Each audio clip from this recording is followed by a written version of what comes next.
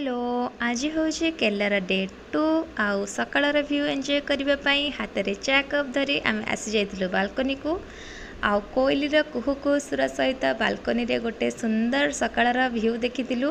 ता भितर स्पृहा उठी जाइतिला, स्पृहा को भी आम नहीं आसलु बालकनी को, ता सहित टिके गेल कलु, ता सहित खेलिलु, टाइम स्पेंड कलु।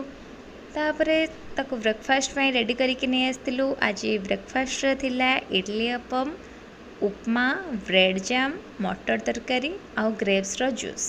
ब्रेकफास्ट कर सारा पर आमर जीप आसी जाइतिला। जीप रे स्पृहा को धरिकी आम टैक्सी पाखक पलि आसलु।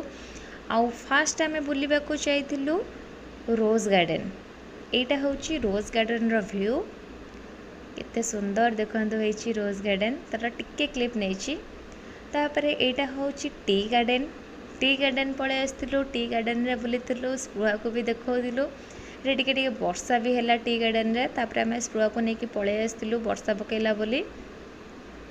टी गार्डन रे बुलाबुली कर सारा पर आमर लंच टाइम हो जाइतिला। आम ये लंच कर देतिलु रोटी आउ चिल्ली मशरूम।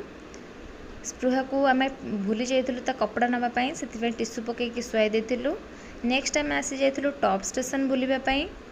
एटा होची टॉप स्टेशन रो गोटे ब्यूटीफुल व्यू। देखंतु अपना टॉप स्टेशन केते सुंदर देखा होची। आपण माने जति नेचर लवर ताले मुन्नार आसिकी आपण ब्यूटीफुल व्यू एमती नेचर एंजॉय करि परिबे।